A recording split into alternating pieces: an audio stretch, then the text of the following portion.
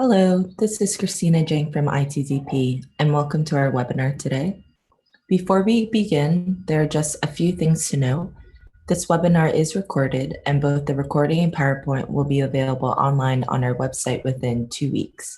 To interact with our host and me today, please submit your questions through the Q&A function, which is available at the top or the bottom of your screen. We please request that you use this function instead of the chat box. Please also feel free to submit questions throughout today's presentation, and then we will address all of them at the end. Again, thank you all for joining us today for our webinar that is titled DART, Transforming Urban Mobility in East Africa. Dar es Salaam is a city of 5 million and one of the fastest growing cities in the world, a major economic hub in East Africa and also a major port city on the Indian Ocean. Over the last year, Dar has launched a series of transformative improvements to transit, cycling, and walking, and most importantly, for the Dar es Salaam Bus Rapid Transit System, DART. Through this webinar, we will learn about the opportunities and challenges that DART faces after its implementation. Dar es Salaam is also the winner of our 2018 Sustainable Transport Award and will host MOBILIZE very soon this June, from June 26th to June 28th. Our presenter today is Kost, the Program Director of ITDP Africa, and also leads our initiatives in Kenya, Uganda, and other African countries. At ITDP, Chris focuses on transport projects in Africa, such as BRT systems in Cape Town, Accra, and Johannesburg, as well as other BRT systems that are popping up throughout. Prior to his work in Africa, he also worked in the ITDP India office, which included TOD and BRT projects and policies in Chennai and Ahmedabad.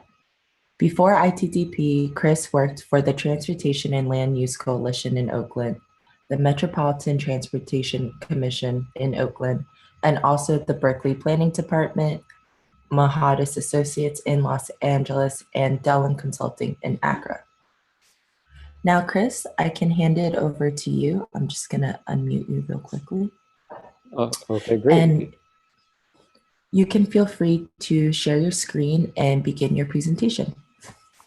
Great, thanks a lot. And is the audio still okay? Yes. Okay, so let's get into it. So thanks everyone for joining the webinar today. So we're going to give an overview of the DAR Rapid Transit or DART system in Dar es Salaam. And as Christina said, Dar is a very fast-growing city, growing at over 5% per year.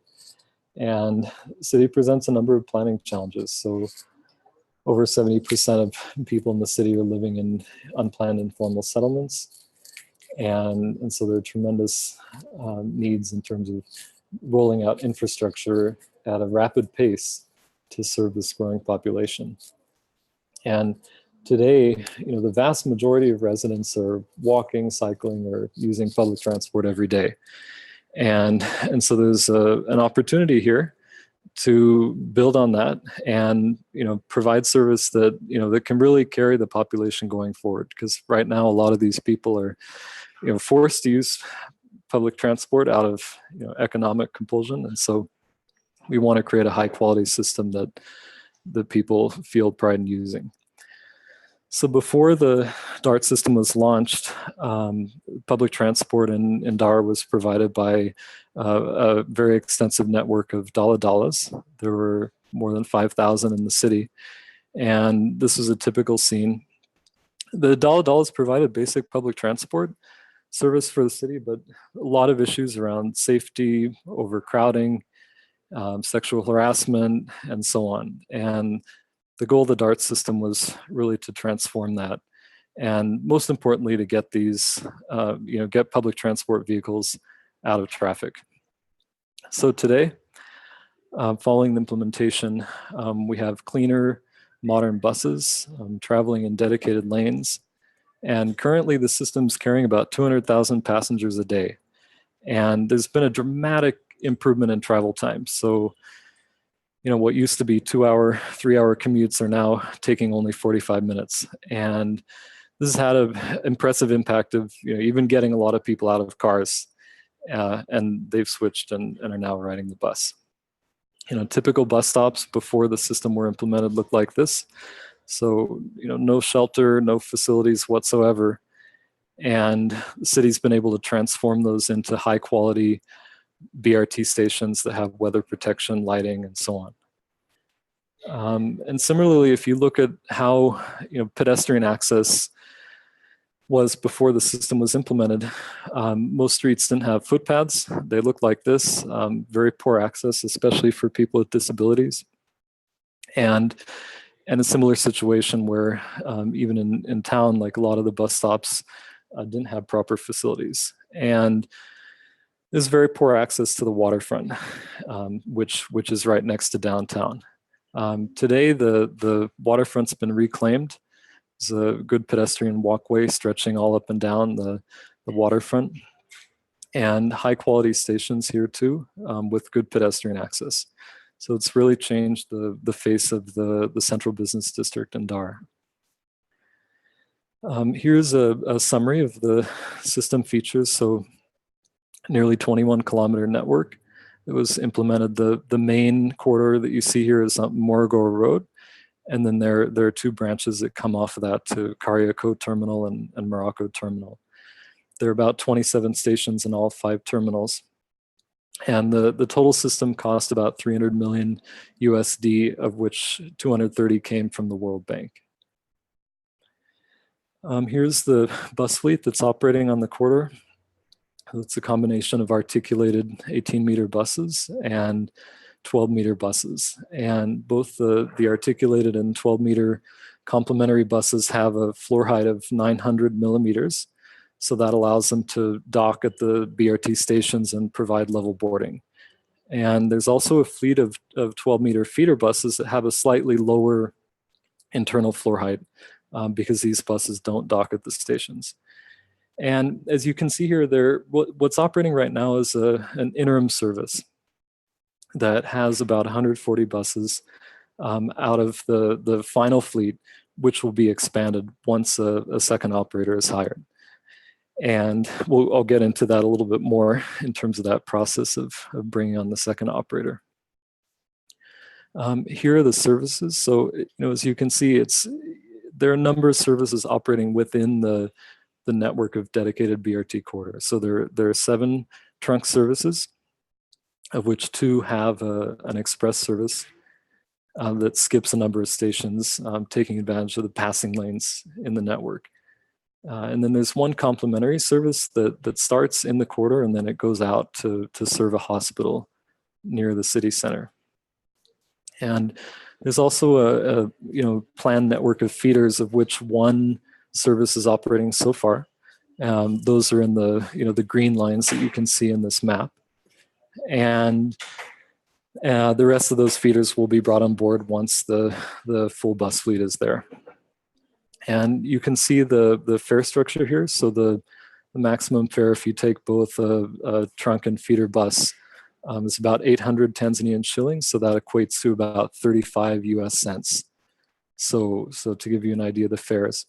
And there is a integrated fare. This 800 is accessible with a smart card. If you have paper tickets, then you pay the 650 plus 400 if you want to take both a trunk and feeder bus. So one of the very important points about the way the system was implemented was that there's a dedicated BRT agency whose main responsibility is to look after the system. And this agency was originally set up under the Dar City Council, and it was since moved to the President's Office for Regional Administration and Local Government. And this is really critical. And I know in a number of BRT systems, there's a lot of discussion around creating effective institutional structures, and this was a key element in the success of DAR to have a dedicated agency that that was positioned well within the government hierarchy. And DART has a number of divisions, like one looking after operations, also the transport development division that looks after the planning of new corridors, and then communications department. Now turning to fund management. So during the interim service, the funds are collected by the BRT operator, and who then keeps the fares. Okay. And a system access fee is then paid to the DART agency. So this is the arrangement that was set up for the current operations of the 140 buses that are there now. But this will change once the final service is implemented. And the plan at that point is more like many other BRT systems that you may be familiar with, where there are per kilometer payments to the BRT operators. So the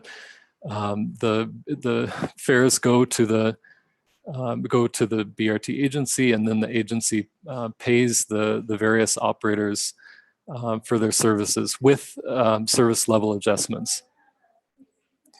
And so the plan is to have an additional BRT operator who would bring the remainder of the BRT fleet, along with an independent fare collection operator and fund manager. And all of these would be governed through this type of fund management scheme. Great. So now let's get into some of the specific system elements. As you know, there are a number of key elements that contribute to service quality in a BRT, and want to go through and show how those are incorporated in the DART system. So the most basic element, having dedicated median lanes that are physically separated from mixed traffic lanes. And given the kind of traffic jams that happen in DAR, and you can see one in this photo, these dedicated lanes are really essential. The system also has median stations, and most of these have passing lanes through most of the network. Level boarding is also there, so precise match between the station and the bus floor height. And so this ensures that the system's accessible to anyone, including people with disabilities. And this is a big contrast to the previous system in the city, where people had to climb up steps, often on moving vehicles. And so there's a big improvement in universal access for people using the system. Fare collection's off board, so people pay either with RFID smart cards or with paper tickets that have barcodes, and they're scanned by a barcode reader at the turnstiles. And so this helps to speed up the boarding and reduce the inconvenience of having to pay your ticket on board. Okay. And then one thing that maybe getting a little more technical, but I think is quite critical to the operations, is the changes that were made in the intersection designs. So you can see here the sign over on the left. So many of the intersections were simplified to have two-phase signal cycles. And the idea here is to remove the right turns across the busway that might otherwise delay the buses. And so you can see the signage here that's provided to show the alternate route that you can take. If you wanted to make a right turn now, you instead go around the block and then come straight through the intersection on the second phase. So this is a critical element to BRT corridor planning, is getting the intersections right. And then there is real-time control. At the moment, this is handled by the BRT operator, and some of these functions will transition to the DART agency once the fare collection ITS operator and the second BRT operator on board. And so this is, this control center is used to monitor where the buses are, to understand if there are specific delays on the corridor, and then to be able to respond to incidents as they occur. So one of the things I really want to highlight in the system design is passenger access. So first of all, passenger access through feeder services. So earlier I'd showed that map of the network of feeder services that will come on board once the full bus fleet is there. And there are a number of integrated feeder stations that were built alongside the BRT stations. And so these provide a high quality transfer. Here's one example of the feeder terminal in Morocco. And so this is across the street from the BRT. The BRT is in the median, and then the feeder terminal is off to the side. And this is what it looks like. So it has a number of bays. So it gets the feeder services pretty close to the BRT terminal, and provides a high quality waiting environment. So it has shelter and lighting, and this is the the same standard that's being applied throughout the BRT network. So these feeder terminals were not applied as an afterthought, but this was a a key part of the system design to ensure that the full journey works well. Here's another terminal at Kimara that has an innovative design where the feeder buses come in on one side of the platform and trunk buses are on the other side of the platform. And so this allows a simple cross-platform transfer. So you see the turnstiles there, you just pass through the turnstile and then you get to the feeder platform. And to make this work, the height of the feeder platform on the left side of your screen there is, or of the terminal platform is 900 millimeters, so that the trunk buses can dock there. And then on the other side, there's a lower platform of only about 350 millimeters, where the feeder buses can dock. And so the level of the buses changed in order to ensure that the bus floor can dock at the terminal floor on both sides. And so this is really creating a seamless transfer so that people can stay within the same weather protected area in order to change from the trunk to feeder. And then I wanted to talk a little bit about the walking and cycling improvements. So the typical cross sections in the DART network have very high quality walking and cycling facilities. So over here you can see wide footpaths, continuous cycle tracks, and the carriageway is only provided after all that's there. And so you can see from the cross section here that there's a wholesale reallocation of space from private vehicles to non-motorized transport and BRT vehicles. And so that's key to not only making sure that people can access the system, but serving all the people who were traveling by foot or by cycle along the corridor and providing them with a dignified environment. Here's how it looks. So the footpaths were laid well. The cycle tracks have a smooth riding surface, and all these elements are above the carriageway. So there's no issue of sand or dirt collecting because the drainage is in the carriageway. Here are the cycle tracks again. So 2 meter width buffer between the traffic and the cycle track. Another element worth noting is all the use of bollards. So the DART corridors have extensive use of bollards to keep the cars off of the footpaths. And I think this is important for a lot of cities where we're working to improve parking management, but in the meantime, it's really important to use physical measures like this to ensure that the NMT spaces are well protected. There's also good access for people with disabilities, so good finishing of the ramps and other elements of the corridor design to ensure that there are no abrupt level differences. And this is something that carries across from the footpaths through to the station entrances. So here that is. So the crossing and the 1 to 12 access ramp going into the station. And then this is what the crossing over the mixed traffic lanes looks like. So the mixed traffic lanes are raised to the level of the footpath with these tabletop crossings.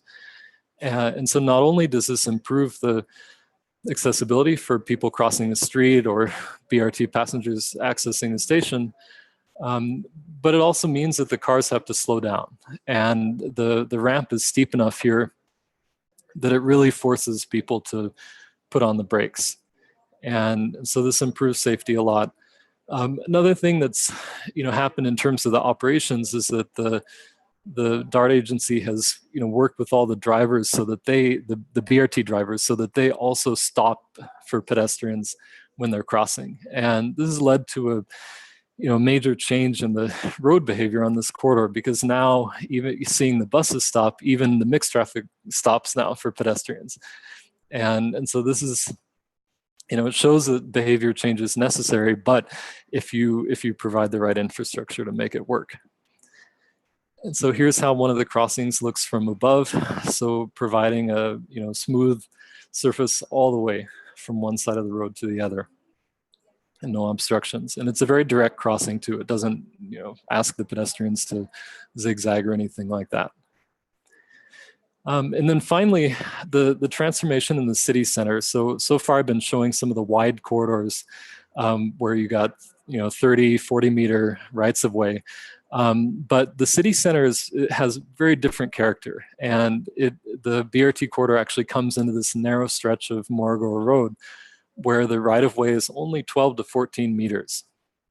And in this section, all the car parking and movement has been removed, and the stretch has been turned into a bus and pedestrian and bicycle mall. And it was designed as a shared space, so when the buses aren't there, people can disperse across the whole width of the road. And and so this has really transformed one of the main commercial streets in the city center, and showed that you can really improve the public space with this type of intervention.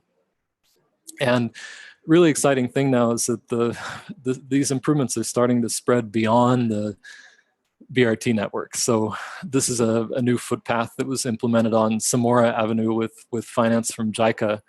And very nice design. So it has organized parking, it's charged parking, with street furniture and landscaping elements that have really added to the pedestrian environment in this area. And the project also implemented some public spaces. So here's a new plaza that was built alongside Samora Avenue in the city center. So finally, getting into some of the challenges and opportunities. So as many of you may have seen in the press, there are a lot of challenges with overcrowding. So it's great. I mean, it means the system's popular, but it means that we also need to step up the efforts to get the full bus fleet, because right now the system only has 140 out of the planned 300 buses, and so the system is well overbooked. And there are challenges, with management of junctions that compound these difficulties. So, leading to a lot of bus bunching and some issues like that. So that's one problem. The other key problem is, around climate resilience. So this is the main depot of the system during the rains earlier this year, and along with the corridor. You can see the station in the lower right-hand side. And so, because the corridor is built in a low-lying area, there's a lot of inundation that happens during heavy rains. And because this is a critical link that all the buses need to pass through to get to the suburban areas in the city, when this type of flooding occurs, then all the services have to stop. And so this is something that needs to be addressed seriously going forward. There's the immediate aspect of how to raise the level of the roadway and bridge in this area, but then the larger issue of how Dar es Salaam can manage its stormwater better, and ensure that existing green areas are protected so that that they can serve this function of evacuating the stormwater. So with those challenges in mind, the city is moving forward full steam ahead with implementation. So phases 2 and 3 are under implementation now, with support from African Development Bank and World Bank. And they'll add over 40 kilometers to the network. So covering Nyerere Road, which goes out past the airport, and then Kilwa Road, which goes to the south. And this will also add some new corridors in the city center to help distribute some of the demand across the city center and alleviate some of the overcrowding that's occurring. And with these improvements, so during after phase 1 of the BRT, that brought the BRT within walking distance of about 8% of Dar es Salaam residents. And we're expecting this to increase to about a third of all residents once the first 4 phases are implemented. So really talking about in a short period of time, bringing high quality public transport service to a large swath of the city. And if you factor in the additional coverage of the feeder routes, then even more people have access to the system. So this is a real big change for Dar es Salaam, to have good public transport where people don't have to spend hours in traffic each day, and they can get to their destinations quickly and safely.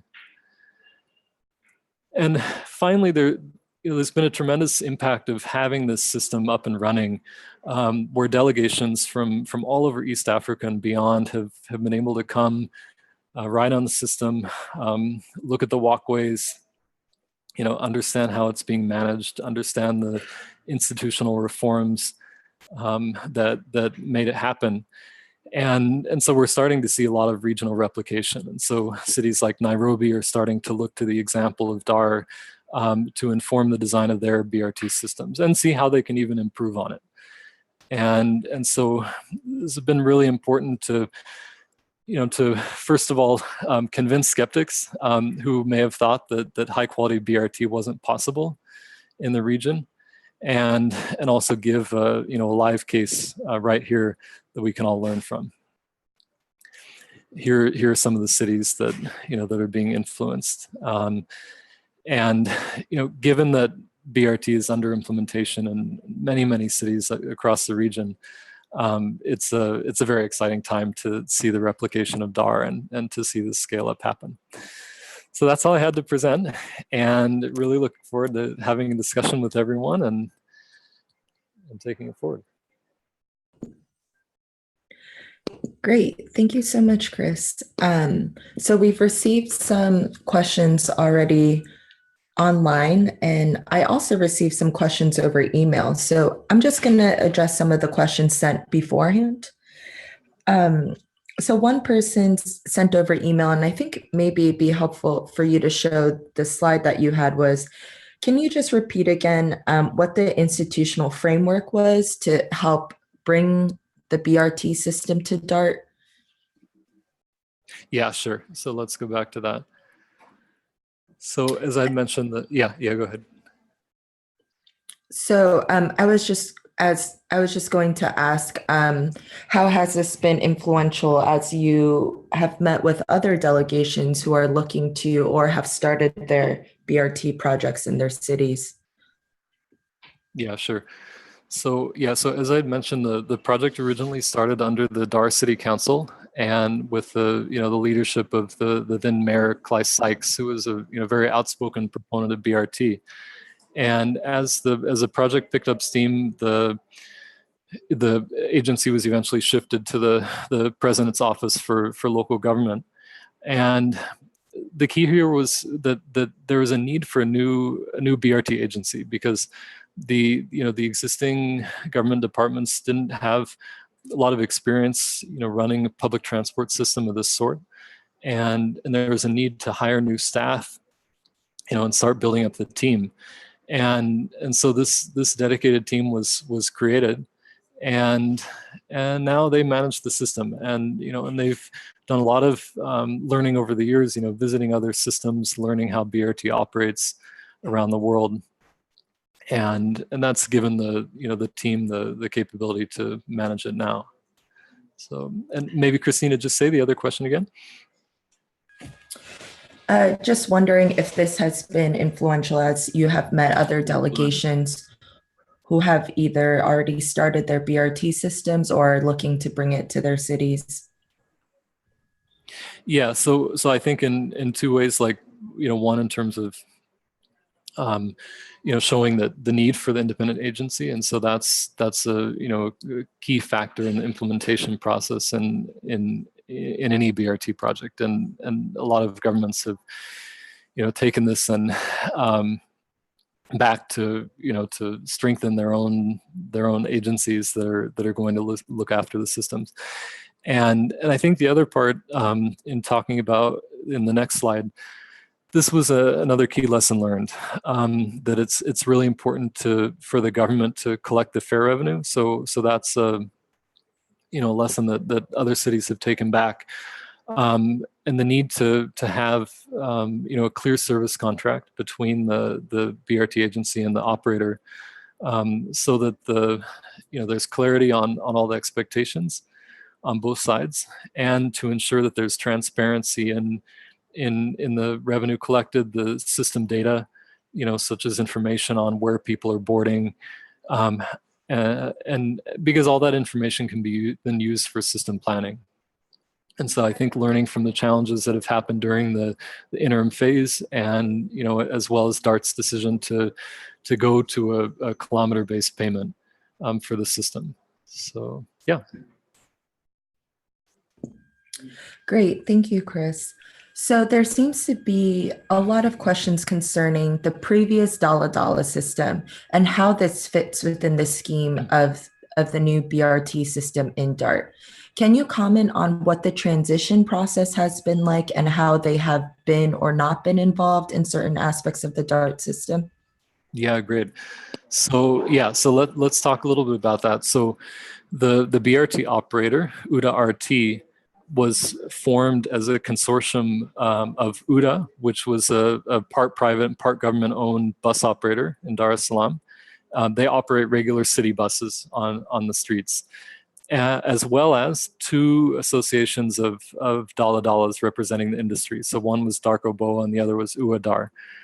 And so these three parties came together to form UDA RT to operate the interim service. And as part of this, the existing Dala Dala operators were given a couple of opportunities. So, one was to become part of, to have shares as part of UDA RT. Another was to be bought out, basically, to get some compensation to exit the system. And then the final option was to continue operating, but in some other part of the city. Okay, so those options were given, and one of the challenges was that it was difficult to reach out to all the operators. So I would say only a subset of the operators did register and participate in this process. And so that is a challenge, and hopefully something that can be addressed better going forward. But this is how the transition functioned. And just to address the question about what's happening on the corridor now and the concern about Dala Dalas continuing to apply. So, because the full bus fleet is not there yet, some Dala Dala services are still required parallel to the BRT services. But that's something that'll change once the more of the BRT buses get on the road, and should help alleviate some of the traffic challenges that were mentioned in one of the questions. Yeah. Great, thank you. I'm going to go back to one of the questions at the top. So we all know that planning a BRT system is extremely complicated and has different elements, but can you tease out maybe 1 to 2 challenges that DART specifically face in terms of implementation? Yeah, I mean, there are a number of challenges. One challenge was the political turnover, right? So because the project took a while to implement, there were a number of changes in the political leadership. So there were two after the mayor I mentioned, Clay Sykes. There were 2 more administrations that came in. Each time the new administration came in, people were skeptical about the project and not sure whether they should take ownership. So there was the whole process of maintaining the momentum across the changes in political leadership. Then there were challenges around around land acquisition. Okay, so there were some areas where land was condemned and used for the BRT system.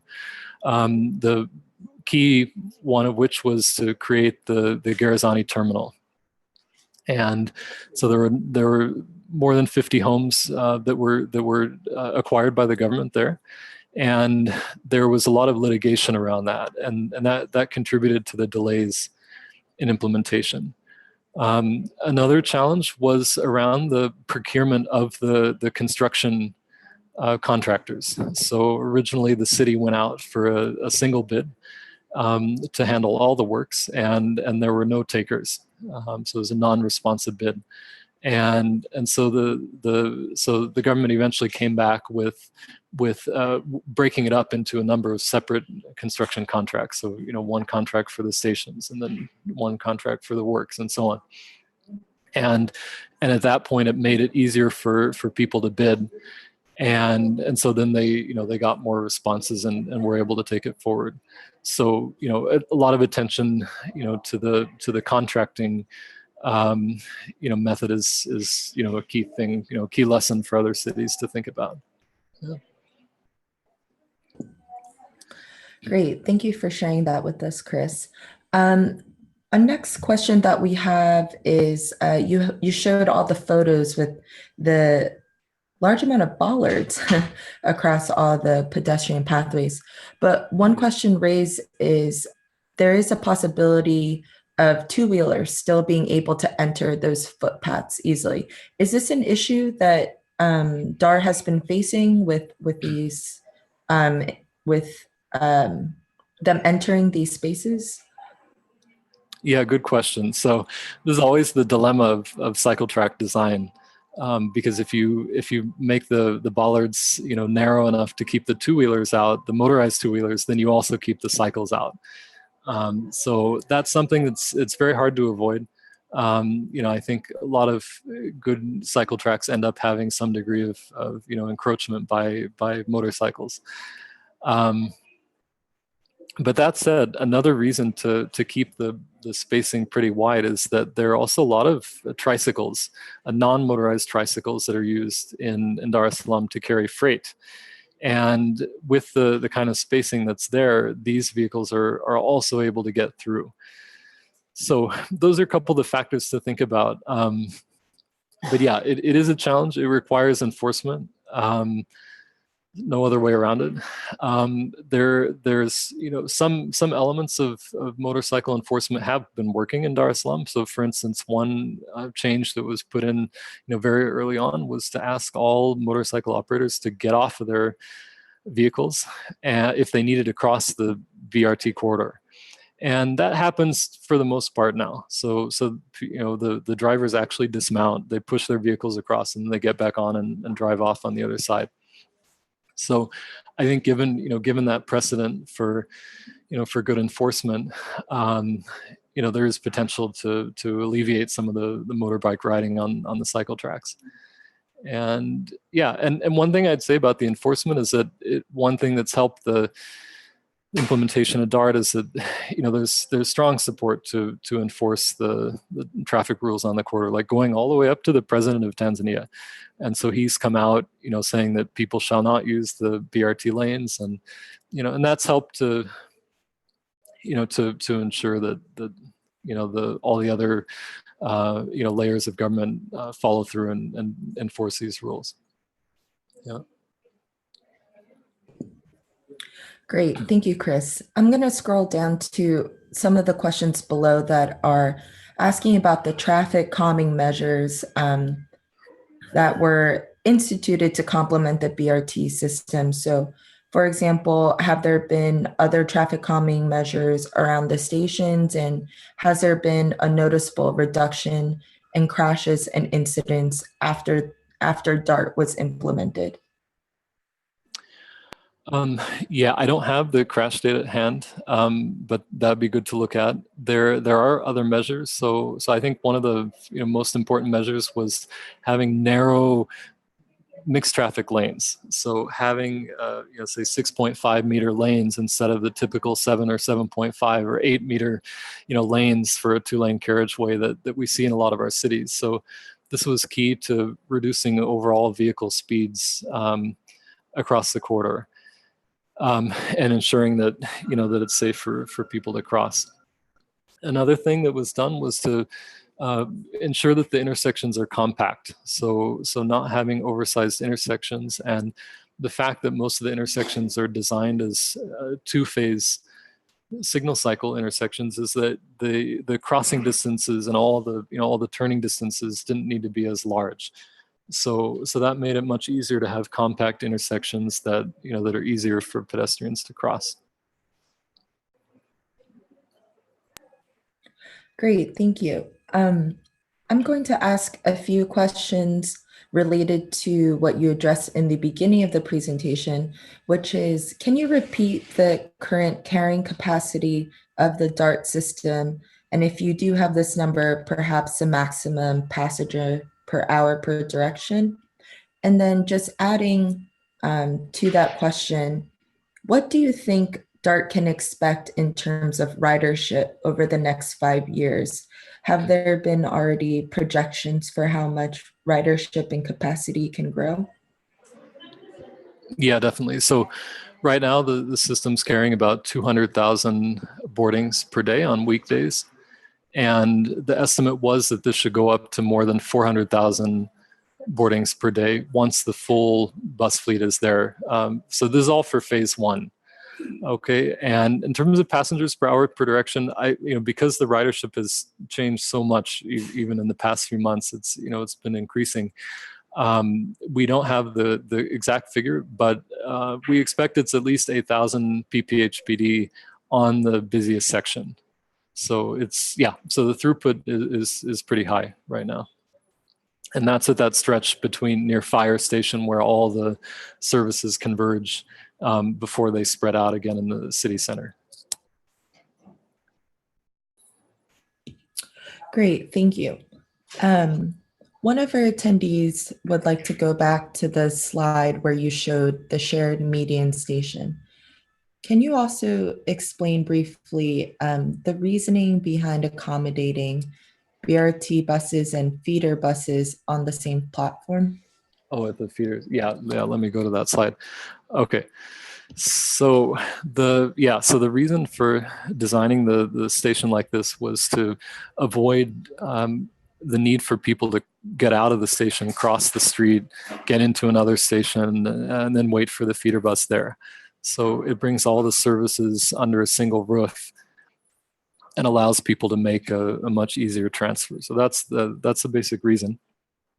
And you can see here how the BRT buses come in from the trunk buses come in from the lower right, and they come in and dock at the platform on their right side, and then the feeder buses come in from the upper left here, and then they make a U-turn first, and then they dock on their left side.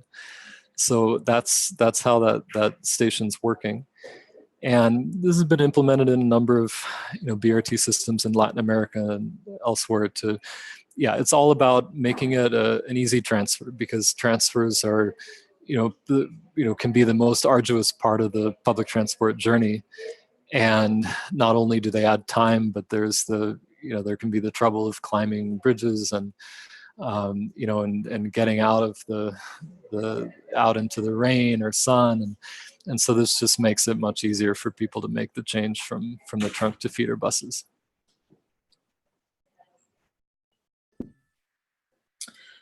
Great, thank you, Chris. In the middle of your presentation, you spoke a little bit about how to manage the mixed traffic lanes with the DART lanes. And one of the questions is, in the DART system, will it eventually become a bus priority lanes only, or should we still expect mixed traffic? I mean, I know with a lot of BRT systems and cities, this is one of the biggest challenges that they need to tackle. No, yeah, I mean, it's key to have the dedicated corridors. I mean, mixed traffic. So, anecdotally, there, a lot of folks have said that there has even been some improvement in mixed traffic along the corridors, because the junctions have simplified signal cycles, and so delays in some cases have even been reduced for mixed traffic. along the corridor. In part because of the improvements of the junctions, in part because the number of vehicles in the mixed traffic lanes has gone down because a lot of passengers have shifted from a large number of smaller minibuses to a smaller number of high capacity BRT buses. So, so there's some reduction in the overall traffic volumes. So all those things have contributed to the performance, but having the fully dedicated lanes is absolutely critical to the performance of the BRT system. And right now with those lanes, system's able to achieve about 24 km/h average speeds on the express services and slightly lower on the all-stop services. And that's something that you'd never be able to do if the buses had to spend a lot of time mingling with mixed traffic. So yeah, it's key to differentiate the facilities that way. Thank you, Chris. As for our next question, it is regarding street vendors.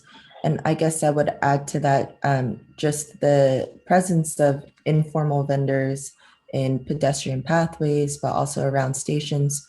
So, for example, in Latin America, they have a specific approach on how they deal with street vendors versus perhaps in India, it is seen as a mix of activities on the ground versus an encroachment or obstacle. So what is the current approach that DAR is taking with street vendors specifically, either along pedestrian paths or along the stations?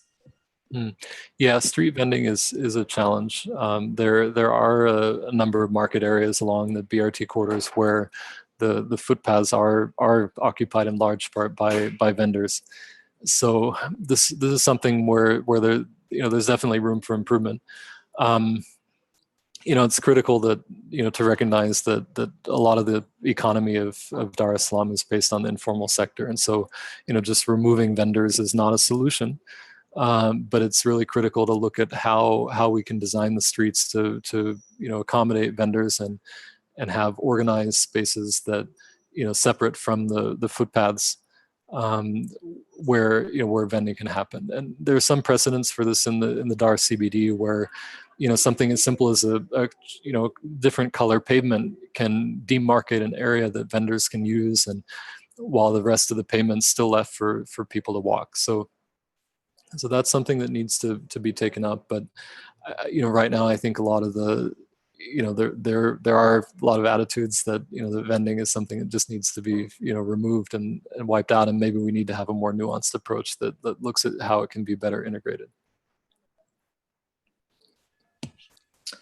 Thank you, Chris. Along the same lines of discussing non-motorized transport and how integral it is in planning BRT systems, you showed before the cycling lanes along the BRT corridors, but what is the future plan with integrating more cycling along the system? And can you speak a little bit more about its current state and how it will grow?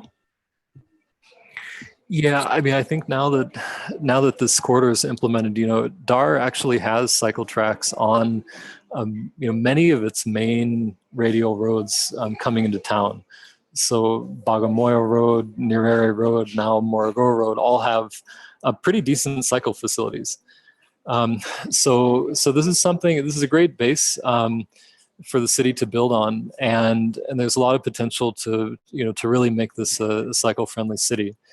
And for that to happen, I think we need to look at a couple different aspects of it. So, one is increasing access to cycles, having access to high quality, low cost cycles in the country, and also looking at bike share and how we can start to implement a bike share that's integrated with the BRT, especially in the city center and very mixed use parts of the city that would have very high demand for such a system.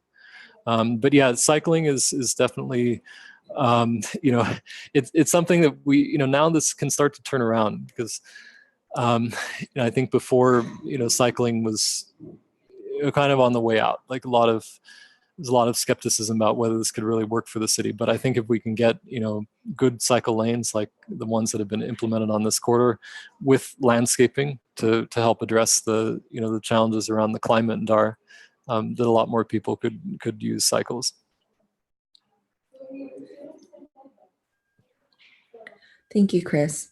Another question we have here is the clear linkage between public transport and its contributions to low emissions and reducing greenhouse gas emissions.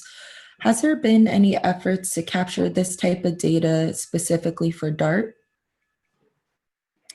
Yeah, indeed. Yeah. So there's an effort that I think will start soon under UNEP to start looking at the emissions changes, and usually this requires a survey of the passengers to understand how many people have shifted from the modes that people would have used in the absence of the BRT, and then with that information you can determine what emissions reductions happened as a result of the BRT.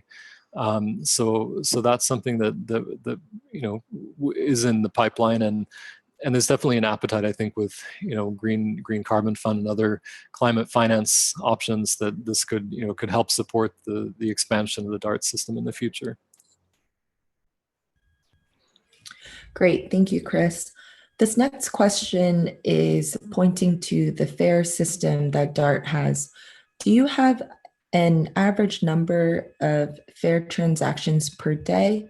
And then also to add to that question, do you foresee the operational costs being covered by the revenue collected from passenger fares once all of the phases are completed?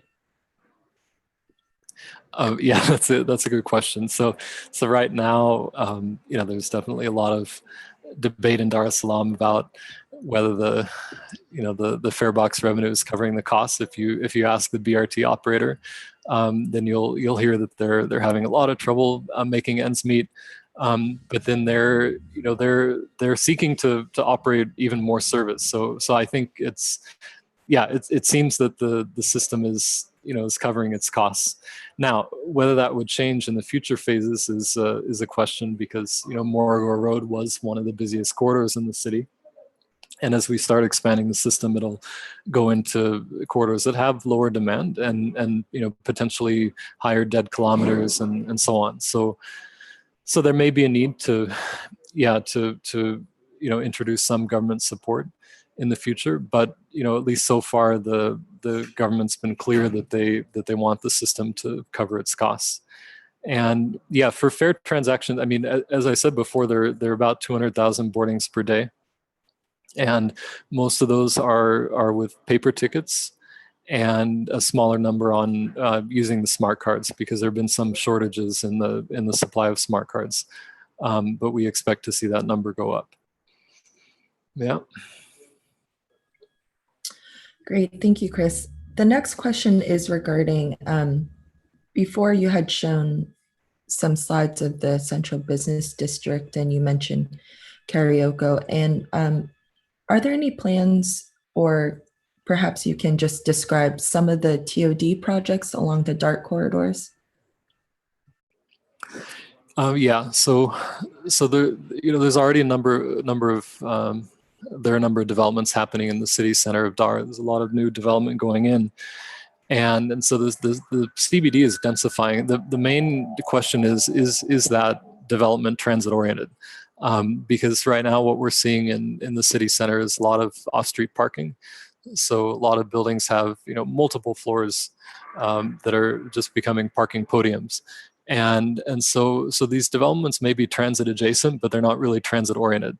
And that's something that we hope to see change going forward. And the World Bank's been sponsoring the corridor development study for the phase 1 network to identify the types of development that could happen along the corridor, and start to look at how the land use policies could encourage intensification along the DART network.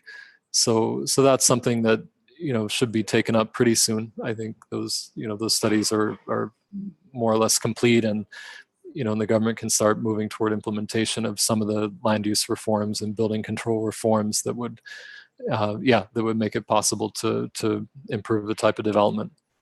The other key thing is looking at how the informal areas along the network change going forward, and how we can ensure that we retain affordable housing where it exists, and then start to expand the supply within walking distance, because I think what the World Bank studies have seen already is that there's already pressure on rents along the corridor, and so it's key to to look at ways to mitigate that, and ensure that there can be an increasing supply of low-cost housing within the network. Great, thank you. The next two questions that we will answer, because unfortunately we are running out of time. So one of the questions is regarding, in the beginning of your presentation, you mentioned the DART system replacing some car trips. So I think the question here is, has DART successfully reduced or replaced the amount of trips in single occupancy vehicles? And do you think there has been a behavioral shift bringing more people into public transport and out of their cars or motorcycles? Yeah, I'd say the answer is definitely yes. And the proof of that is if you go to the park and ride lot at Kimara, where a number of operators have come up and given space out for people to park their cars, and there are actually a number of people who are parking their vehicles and then riding the bus, and so this shift has definitely happened, and and I think there's even some surprise that there are that many people who are willing to get into public transport, but that's definitely happening, and it's something that can continue as the new phases are brought online.